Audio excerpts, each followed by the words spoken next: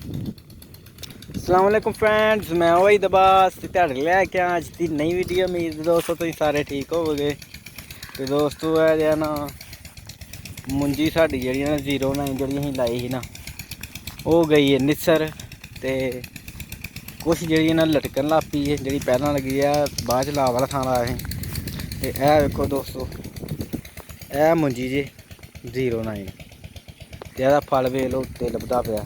ਇਸ ਤਰ੍ਹਾਂ ਕਰੀਏ 85 ਮੰਜੀ ਹੁੰਦੀ ਰਹੀ ਹੈ, ਉਹਦਾ ਇਸ ਤਰ੍ਹਾਂ ਦਾ ਫਲ ਹੁੰਦਾ ਰਿਹਾ ਤੇ ਉੱਤੇ ਲੱਭਦਾ ਰਿਹਾ। ਜਿਹੜੀ ਸੁਪਰ ਹੈ ਨਾ, ਇਹਦਾ ਫਲ ਲੱਭਦਾ ਨਹੀਂ, ਇਹਦਾ ਲੁੱਕੇ ਹੁੰਦਾ, ਸਾਈਡਾਂ ਸਾਈਡਾਂ ਤੋਂ ਲੱਭਦਾ ਬੰਨੇ ਤੋਂ, ਤੇ ਵਿੱਚ ਨਹੀਂ ਲੱਭਦਾ ਹੈਗਾ।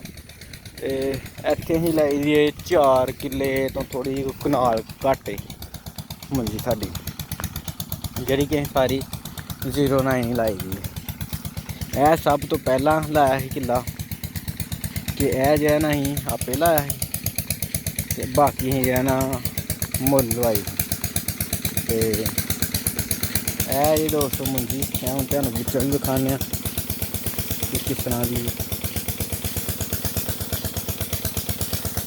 ਦੋਸਤੋ। ਇਹ ਜੇ ਮੁੰਜੀ ਸਾਰੀ ਤੁਹਾਨੂੰ ਵਿੱਚੋਂ ਤਾਂ ਵਿਖਾ ਰਹੇ ਹਾਂ ਕਿ ਸਾਈਡਾਂ ਤੋਂ ਜਿਹੜਾ ਨਾ ਬੂਟਾ ਕਾਫੀ ਜ਼ਿਆਦਾ ਵੱਡਾ ਹੁੰਦਾ ਤੇ ਵਿੱਚ ਜਿਹੜਾ ਨਾ ਛੋਟਾ ਹੁੰਦਾ, ਕਿਉਂਕਿ ਵਾਹ ਨਹੀਂ ਨਾ ਲੱਗਦੀ ਉਹਦੀ ਵਜ੍ਹਾ ਨਾਲ। ਤੇ ਇਹ ਵੇਖ ਲਓ ਮੰਜੀ ਤਕਰੀਬਨ ਵਿੱਚ ਵੀ ਸਹੀ ਹੈ, ਕਿਉਂਕਿ ਅਸੀਂ ਸੰਘਣੀ ਲਾਈ ਹੈ, ਡੇਲੀ ਨਹੀਂ ਲਾਈ ਦੀ ਹੈਗੀ।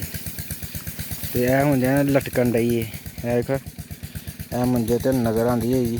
ਇਹ ਅੱਗੇ ਜਿਹੜਾ ਨਾ ਇਹ ਦਾਣੇ ਬਣ ਗਏ ਨੇ, ਇਹ ਵੇਖੋ ਸਖਤ ਹੋ ਗਿਆ, ਵਿੱਚ ਦੁੱਧ ਆ ਕਈਆਂ ਦੇ ਤੇ ਕਈਆਂ ਦੇ ਦਾਣੇ ਬਣ ਗਏ। ਤੇ ਇਹ ਦੂਸਰਾ ਕਿੱਲਾ ਇਹ ਵੀ ਨਿਸਰਨ ਡਿਆ, ਉਹ ਅੱਗੇ ਹੁਣ ਤੁਹਾਨੂੰ ਨਹੀਂ ਜਾ ਕੇ ਲੈ ਵਿਖਾ ਸਕਦੇ।